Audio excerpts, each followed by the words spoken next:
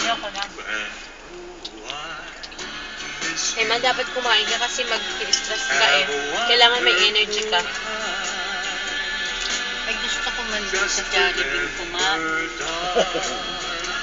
Napilit mo ako ng pandesal. Bawat sa'yo yun ah. Ay, may sopas doon. Kaya bibigyan niyo ano, ang masarap. May sopas doon mainit. Ay, may pigi pa, may ano pa. Hmm. Breakfast. Sabi ko, Jollibee. sopaw. Kaya, ay, ano kaya? Ay,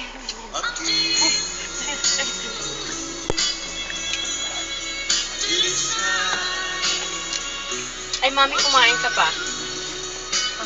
Dahil, ay tayo sa Jollibee. At ako'y kakain. teka, tatanong ko muna kung anong oras. Hindi, informahan lang. Ano yung Jollibee mo? Pwede magpa-deliver? O? Sabi mo, pupunta ka lang doon. Eh, pwede nga, sandali, tatanong ko lang. Pag doon sa may tampuhan, yung kulat ka, doon ang Jollibee. Samahan mo, Alright, kuya. drive-thru.